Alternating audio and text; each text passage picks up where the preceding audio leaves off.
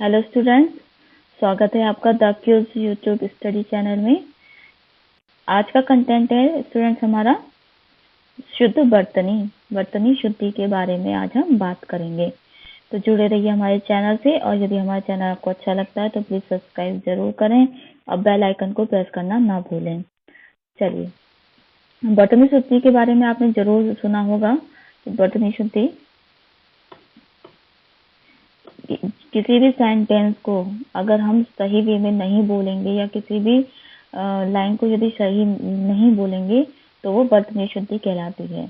यदि हम कहते हैं कि राम खाना खा रहा है, राम खाना खा, और यदि हम उसको गलत वे में बोलेंगे, जैसे गलत राम खाना खा रहा, तो वो बर्तनी शुद्धि होगी।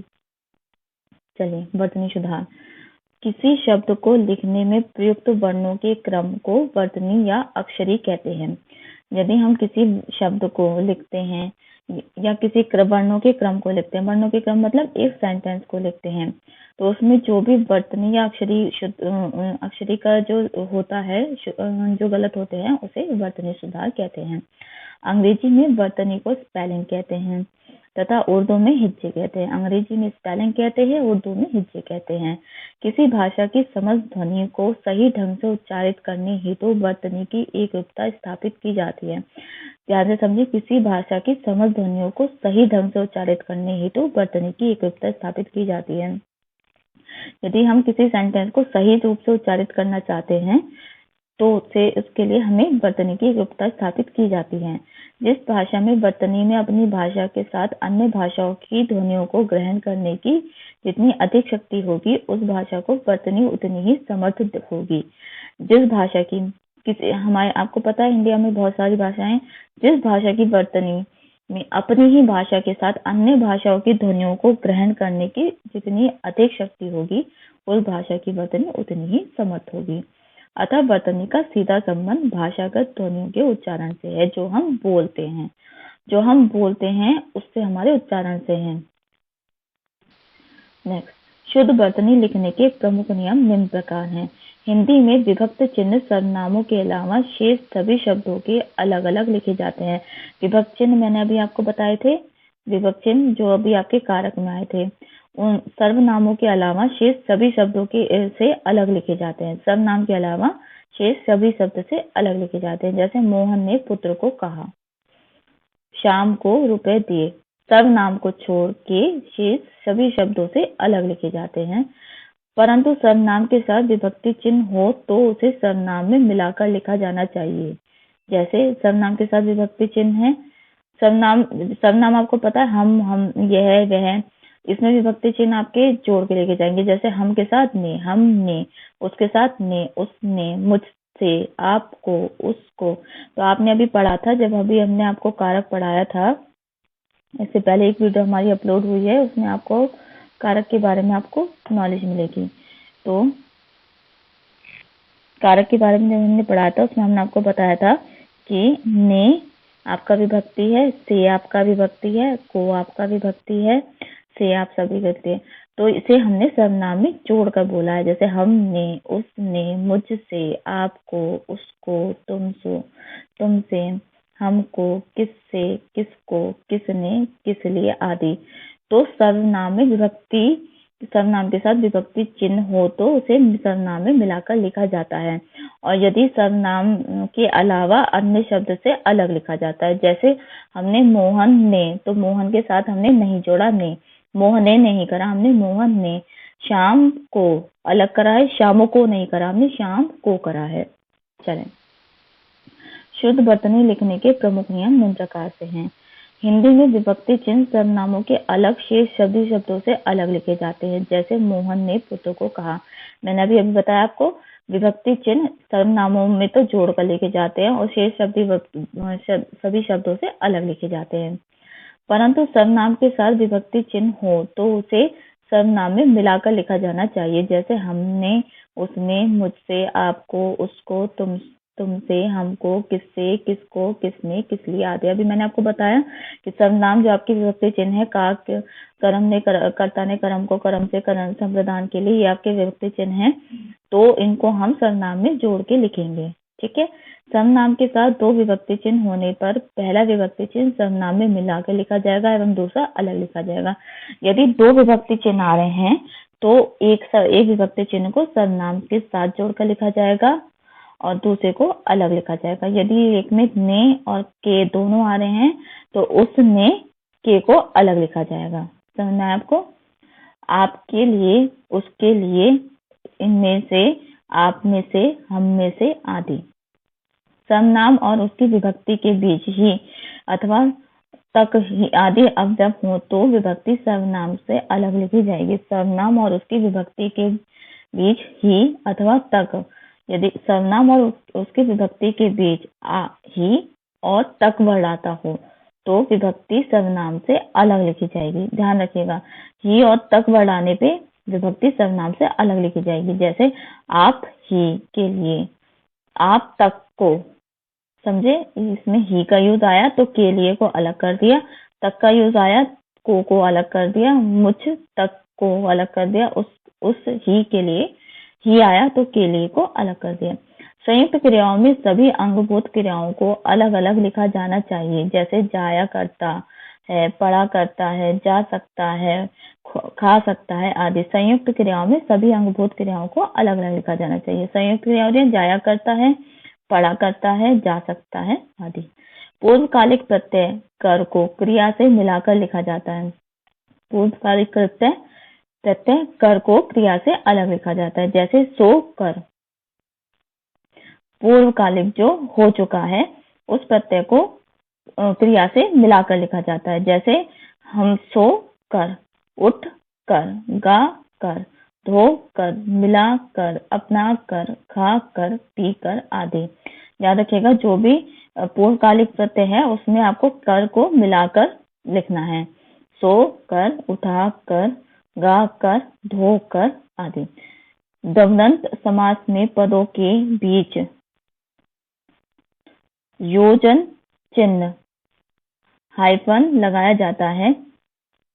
जैसे माता पिता, राधा कृष्ण, शिव पार्वती, बाप बेटा, रात दिन आदि। ध्यान रखिएगा, जो द्वंद्व समास होते हैं उसके बीच में आपका योजन चिन्ह लगाया जाता है। जैसे माता पिता के बीच में ये डैश, राधा कृष्ण के बीच में हाइफन, शिव पार्वती के बीच में हाइफन आदि। तक, साथ आदि अवयवों को पृथक लिखा जाना चाहिए। जैसे मेरे साथ, हमारे साथ, यहाँ तक, अब तक। तक और साथ ये सब वर्ड आपको जो वर्ड आते हैं उनमें मिला के नहीं लिखना चाहिए, उनको अलग लिखना चाहिए। नेक्स्ट, अंग्रेजी में हिंदी में आए जिन शब्दों में आधे, जैसे अंग्रेजी से आए, जो अंग्रेजी से कुछ वर्ड आए हैं हिंदी में, तो वो उनमें ओ आ के बीच की ध्वनि आ की ध्वनि का प्रयोग होता है, तो उनके ऊपर हमें अर्ध चिन्हों का प्रयोग जरूर लगाना चाहिए। जैसे कॉलेज, डॉक्टर, काफी, हॉल, हॉस्पिटल आदि। संस्कृत भाषा के ऐसे शब्द जिनके आगे विसर्ग लगता है, यदि हिंदी में वो तत्सम रूप में प्रयुक्त किए जाएं तो इनमें विसर्ग लगाना चाहिए। और दुख, स्वाद, जैसे दुख, स्वाद, फलतः, प्रातः, अतः, मूलतः, प्राय आदि। संस्कृत भाषा के ऐसे शब्द जो हम हिंदी में यूज करते हैं तत्सम के रूप में, तो उनके आगे विसर्ग लगा रहता है, तो हमें उनमें विसर्ग लगाना चाहिए। जैसे दुख, फलता, प्रातः, अतः, मूलतः, प्राय आदि। परंतु दुखद, अतएव आदि में विसर्ग का लोप किया जाता है। ये कुछ वर्ड होते हैं जिसमें विसर्ग का लोप किया जाता है। विसर्ग के पश्चात श, श या सा आए तो या विसर्ग के को यथावत लिखा जाता है या उसके स्थान पर अलग वर्ण अपना रूप ग्रहण कर लेता है। याद रखिएगा, विसर्ग के पश्चात श, श या सा आए तो या तो विसर्ग को यथावत लिखा जाता है या उसके स्थान पर अलग दूसरे शब्द का यूज किया जाता है, वर्ण का यूज किया जाता है। जैसे दो प्लस शासन, तो दो के साथ सा आ गया तो दुशासन या दुशासन। नि प्लस संदेह, निसंदेह, निसंदेह। वर्तनी शब्द अशुद्धि एवं उनमें सुधार। वर्तनी संबंधी अशुद्धियां एवं उनमें सुधार कैसे करते हैं, चलिए समझते हैं। उच्चारण दोष अथवा शब्द रचना और संधि के नियमों की जानकारी की अपर्याप्तता के कारण सामान्यतः वर्तनी शुद्धि होती है। जब हम बोलते हैं, उच्चारण दोष मतलब जब हम बोलते हैं, हमारे बोलने में, और संधि के कुछ नियमों में जब अपर्याप्तता होती है तो हम उसमें वर्तनी अशुद्धि होती है। हम लोगों जैसे कुछ आपने देखा होगा, कुछ लोगों की जो लैंग्वेज होगी वो कुछ किसी वर्ड को अलग तरीके से बोलते हैं, तो और हम लोग हम लोगों की किताबी लैंग्वेज है, तो हम लोगों की लैंग्वेज में इतना अशुद्धि नहीं होगी जितना उन लोगों की लैंग्वेज में निकलेगी। वर्तनी की अशुद्धि के प्रमुख कारण निम्न हैं। उच्चारण दोष। जब हम बोलते हैं तो कई क्षेत्रों में भाषाओं में स, व, न, वर्ण आदि वर्णों के में अर्थभेद नहीं किया जाता है तथा इनके स्थान पर एक ही वर्ण स, व या न बोला जाता है, जबकि हिंदी में इन वर्णों के लिए अलग अलग अर्थभेद ध्वनि है। अतः उच्चारण दोष के कारण इनके लेखन में अशुद्धियां हो जाती हैं। कुछ भाषाओं में देखिएगा आप लोग, कुछ भाषाएं ऐसी होती हैं जैसे अगर आप थोड़ा पहाड़ी क्षेत्र में चले जाएं, वो लोग हिंदी बोलते हैं लेकिन उनकी हिंदी इतनी क्लियरली नहीं होती है। उन लोगों के कुछ वर्ड सिमिलैरिटी रहते हैं तो उनके वर्तनी में अशुद्धि हो जाती है। जैसे कोशिश कोशिश, सीधा सीधा, सभी सभी, शोर शोर, आराम आराम, पानी पानी, बवाल बवाल, पाठशाला पाठशाला, शब्द शब्द, निपुण निपुण, पान प्राण, वचन वचन वचन, व्यवहार व्यवहार, रामायण रामायण, गुण गुण। जहाँ श एवं श का एक साथ प्रयुक्त होते हैं वहाँ श पहले आएगा एवं सा उसके बाद। जहाँ श और सर्जम वाला श और सब्जी वाला श एक साथ प्रयुक्त होते हैं तो वहां पे सर्जम वाला पहले आगे आएगा और सब्जी वाला बाद में। जैसे शासन, प्रशंसा, नृशंस, शासक। इसी प्रकार श एवं षटकोण वाला श साथ आने पर पहले श आएगा फिर षटकोण वाला श। शोषण, शीर्षक, विशेष, शेष, वेशभूषा, विशेषण आदि। सा के स्थान पर पूरा सा लिखने पर या सा से पहले किसी अक्षर का मेल करने पर अशुद्धि हो जाती है।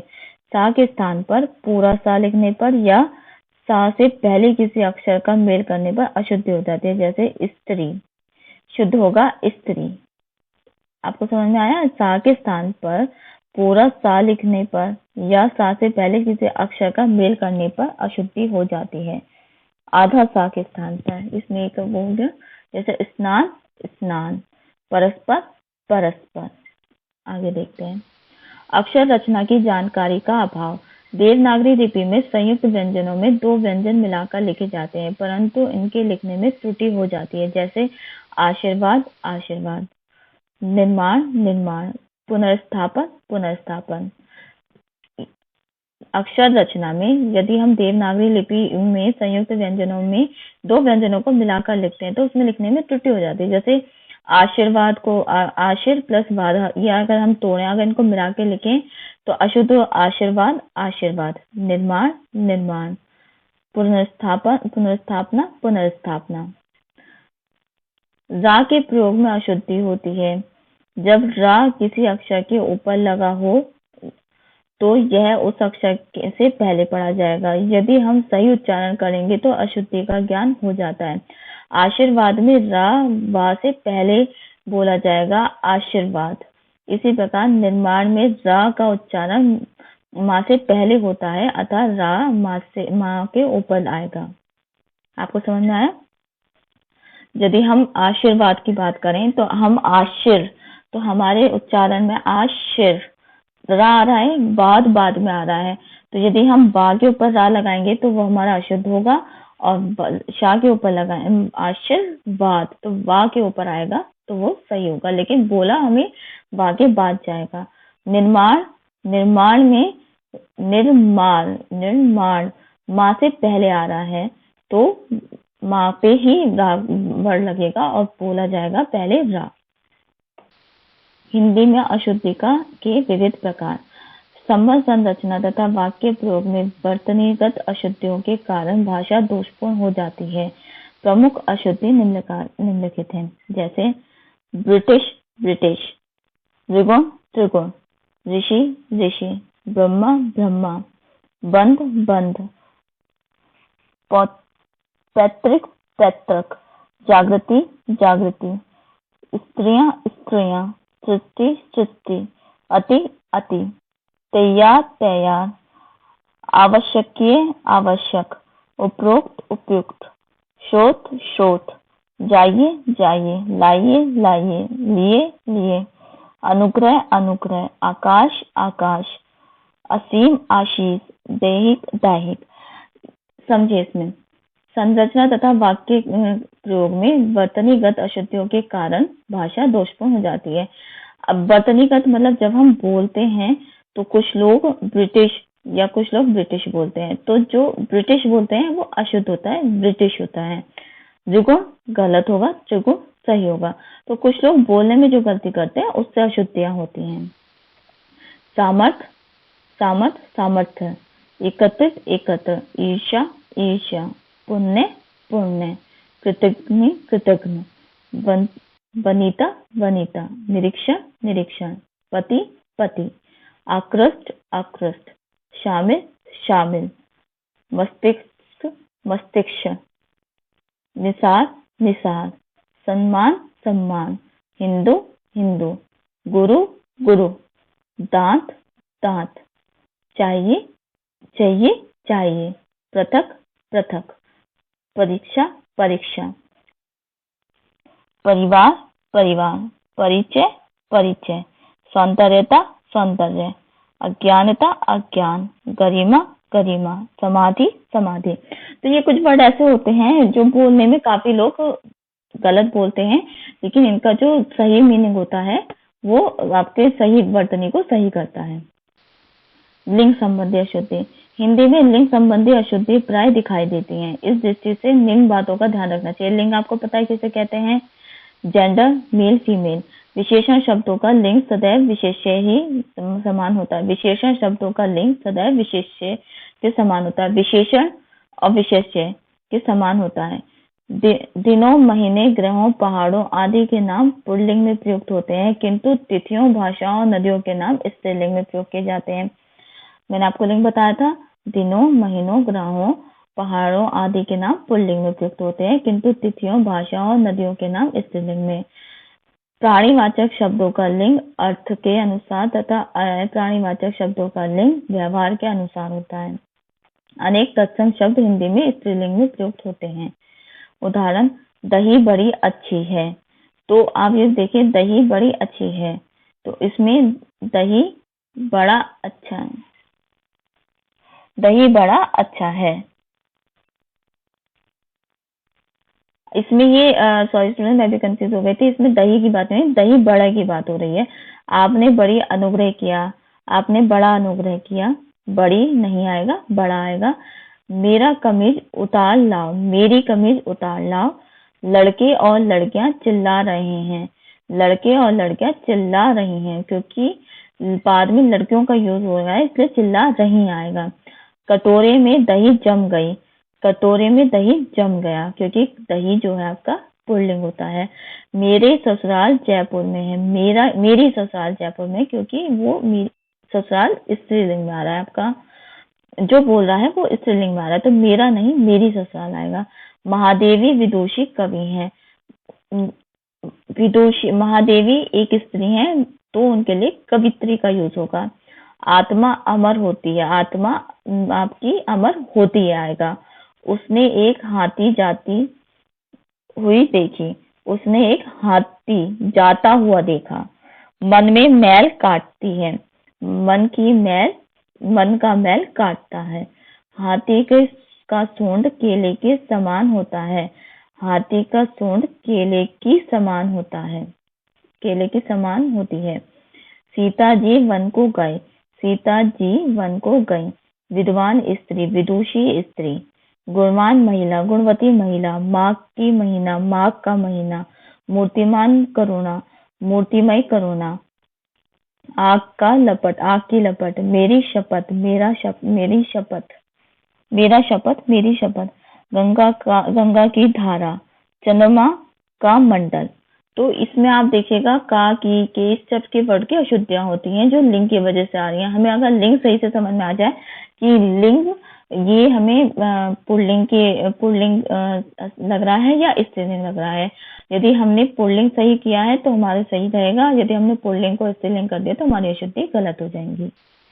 समास संबंधी अशुद्धि, दो या दो से अधिक पदों का समास करने पर प्रत्ययों का उचित प्रयोग न करने पर जो शब्द बनता है उसे कभी कभी अशुद्धि रह जाती है। जैसे दिवारात्रि, दिवरात्र, निरपराधी, निरपराध, ऋषिजन, ऋषिजन, प्राणिमात्र, प्राणिमात्र, स्वामी भक्त, स्वामी भक्त, पिता भक्ति, पिता भक्ति, महाराज, महाराज, भ्राताजन, भ्रातजन, दुरावस्था, दुर्व्यवस्था, स्वामी, स्वामीहित, स्वामीहित, नवरात्र, नवरात्र, नवरात्रा, नवरात्र।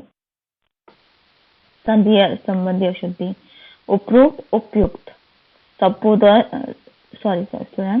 सदोपदेश, सदुपदेश, वैवृत, व्यवव्रत, सदैव, सदैव, अत्याधिक, अत्याधिक, सन्मुख, सन्मुख, उद्धृत, उद्धत, मनहर, मनोहर, अधतल, अधस्थल, आशीर्वाद, आशीर्वाद, दुरावस्था, दुर्व्यवस्था। ये संधि संबंधी अशुद्धियां हैं आपकी, जो दो वर्डों को जोड़कर बनाई जाती हैं, लेकिन अशुद्ध भी बन सकती हैं। जिनको नहीं समझ में आता और जिनको नहीं पता रहता है वो शुद्ध कर देते हैं।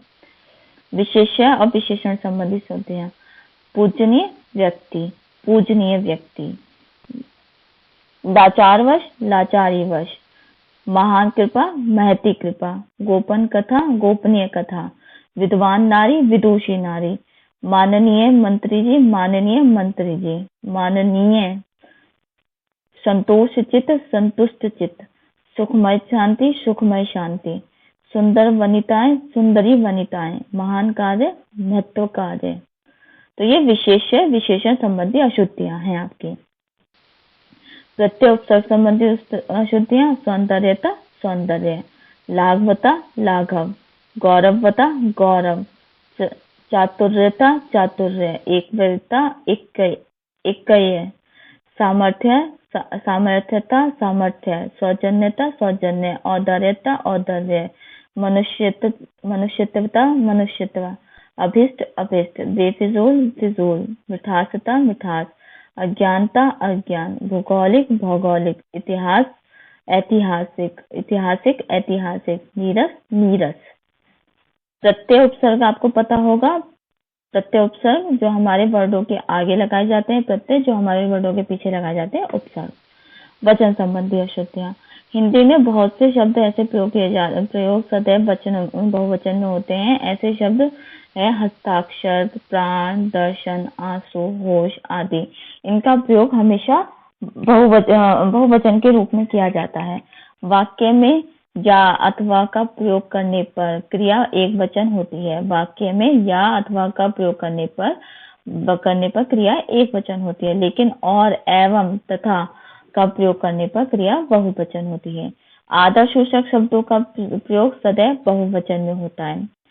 उदाहरण, दो चादर खरीद लाएं, दो चादरें खरीद लाएं, एक चटाई बिछा दो, एक चटाइयां बिछा दो। तो एक चटाइयां बहुवचन हो रहा है, लेकिन एक का यूज हो रहा है, तो इसमें चटाइयां नहीं चटाई का यूज होगा। मेरे प्राण संकट में हैं, मेरा प्राण संकट में है, तो मेरा नहीं यूज होगा। प्राण हमेशा एक वचन में आती है, तो मेरे प्राण संकट में। आज मैंने महात्मा का दर्शन किया, तो आज मैंने महात्मा के दर्शन किए। महात्मा आदर्शसूचक वर्ड है, तो उनका यूज बहुवचन में किया जाता है। आज मेरे मामा आए, आज मेरा मामा आए, आज मेरे मामा आए। फूल की माला गूंथो, फूलों की माला गूंथो। फूल की माला नहीं गूंथती है, फूलों की माला गूंथती है। यह हस्ताक्षर किसका है, ये किसके हस्ताक्षर हैं। विनोद, रमेश और रहीम पढ़ रहा है। विनोद, रमेश एंड रहीम पढ़ रहे हैं, क्योंकि पढ़ रहा हम एक वचन में यूज करते हैं, इस समय हम बहुवचन की बात कर रहे हैं, तो ये बहुवचन है। अन्य उदाहरण, स्त्रियां, स्त्रियां, माताओं, माताओं, नारियों, नारियों, अनेकों, अनेक, बहुतों, बहुत, मुनियों, मुनियों, सबों, सब, विद्यार्थियों, विद्यार्थियों, बंधुओं, बंधुओं, दादों, दादाओं, सभियों, सभी, नदियों, नदियों। कारक संबंधी अशुद्धियां, राम घर नहीं है, तो इसमें शुद्ध होगा, आपको पता है कारक संबंधी अशुद्धियां में राम घर पर नहीं है। अपना घर साफ रखो, अपने घर को साफ रखो, उसको काम को उसको काम को करने दो, उसे काम करने दो। 8 बजने को 15 मिनट है, 8 बजने में 15 मिनट है। मुझे अपने काम को करना है, मुझे अपना काम करना है। यहाँ बहुत से लोग रहते हैं, यहाँ बहुत से लोग रहते हैं, बहुत लोग रहते हैं। तो कारक संबंधी आपको पता है, कारक में आपकी जो विभक्तियां होती हैं, कर्ता ने कर्म को कर्म से करने संप्रदान के लिए, तो इन चीजों का यूज होता है। शब्द क्रम संबंधी अशुद्धियां। शब्द क्रम, वह पुस्तक है पढ़ता, तो वह पुस्तक पढ़ता है। आजाद हुआ था यह देश सन 1947 में, यह देश सन 1947 में आजाद हुआ था। पृथ्वीराज रासो रचना चंद्रबल दाई की है, पृथ्वीराज चंद्रबल दाई की रचना पृथ्वीराज रासो है। तो ये आपके कुछ शब्द क्रम है। तो जो आगे पीछे शब्द लिख दिए जाते हैं उनको अशुद्धियां होती हैं, उन्हें सही करके लिखना, शुद्धिकरण में करना। वाक्य रचना संबंधी अशुद्धियों एवं सुधार। वाक्य रचना में कभी विशेषण का विशेष्य के अनुसार उचित लिंग एवं वचन में प्रयोग न करने से या गलत कारक चिन्ह का प्रयोग करने से अशुद्धि रह जाती है। वाक्य रचना, जब हम किसी वाक्य की रचना करते हैं तो कभी कभी विशेषण या विशेष्य के अनुसार लिंग या वचन के कारण या गलत कारक चिन्ह लगाने से हमारे वो वाक्य अशुद्ध हो जाते हैं। उचित विराम चिन्ह का प्रयोग न करने से अथवा शब्दों को उचित क्रम में न रखने पर ये अशुद्धियां रह जाती हैं। यदि हम उचित विराम चिन्ह का प्रयोग नहीं करते हैं, हिंदी में आपको पता होगा विराम चिन्ह, पूर्ण विराम सबका बहुत यूज होता है, तो यदि हम इसका यूज नहीं करते तो अशुद्धियां रह जाती हैं। अनर्थक शब्दों का अथवा अनर्थक शब्दों का अथवा एक अर्थ के लिए दो शब्दों का और व्यर्थ के अव्यय शब्दों का प्रयोग करने से भी अशुद्धि हो जाती है।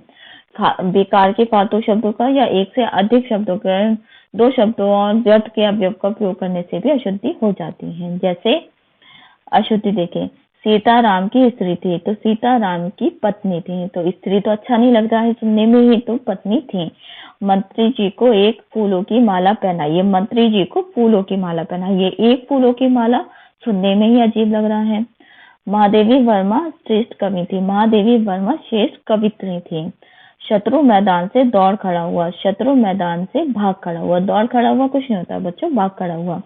मेरे भाइयों को मैंने रुपए दिए, अपने भाइयों को मैंने रुपए दिए, मेरे भाइयों को मैंने रुपए दिए, मेरे भाई को मैंने रुपए दिए, अपने भाई को मैंने रुपए दिए।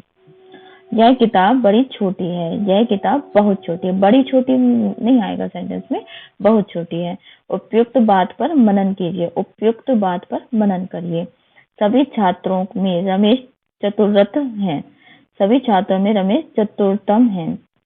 मेरा सिर चक्कर काटता है, मेरा सिर चकरा जाता है।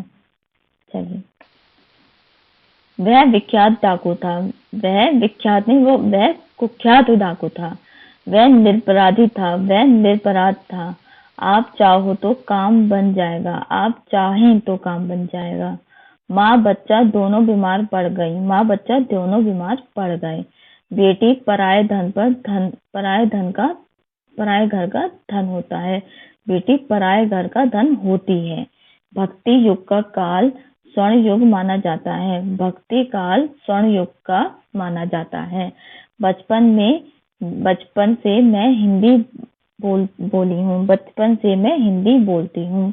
वह मुझे देखा तो घबरा गया, उसने मुझे देखा तो घबरा गया। अस्तबल में घोड़ा चिंघाड़ रहा है, अस्तबल में घोड़ा नहा रहा है, क्योंकि घोड़ा चिंघाड़ता नहीं है। पिंजरे में शेर बोल रहा है, शेर कभी बोलता नहीं है, पिंजरे में शेर दहाड़ रहा है। जंगल में हाथी दहाड़ रहा है, जंगल कभी हाथी दहाड़ता नहीं है, जंगल में हाथी चिंघाड़ रहा है। नेक्स्ट, सामान्य अशुद्धि किए जाने वाले प्रमुख शब्द। अतिथि अतिथि, अतिशयोक्ति अतिशयोक्ति, अमावस्या अमावस्या, अनुग्रह अनुग्रह, अंतर्ध्यान अंतर्ध्यान, अंताक्षरी अंत्याक्षरी, अनुजा अनुजा, अंधेरा अंधेरा, अनेकों अनेक, अनाधिकार अनाधिकार, अधिशासी अधिशासी, अंतर्गत अंतर्गत, अलौकिक अलौकिक, अगम अगम्य, आहार आहार, आजीविका आजीविका, अहिल्या अहल्या, अपराहन अपराहन, अत्यधिक अत्यधिक, अभिशापित अभिशाप्त। प्रगट प्रकट, प्राणी विज्ञान, पतंजलि, पौरुष पौर्वत पौरस्त, बाजार वाल्मीकि, बेईमान, बृहस्पति, भर्तरी, भर्त्सना, भाग्यवान, भानु, भारवी, भाषाई, अभिज्ञ, भैया, मनुष्यत्व, मारीचिका, महत्व, महंगाई, महत्वाकांक्षा, मालूम, माननीय, मुकुंद, मुनि, मोहल्ला, मात्रहीन, नवाब, निहारिका, निशंग, नुपुर, परिणति,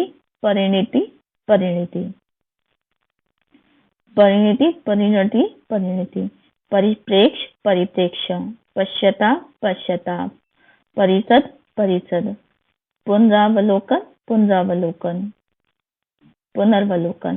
पुनरुक्ति, पुनरुत्थान, पितृवत, पक्षी, पूर्वहन, पूज्य, पूजनीय, प्रगति, प्रज्वलित, प्रकृति, प्रतिलिपि, प्रतिछाया,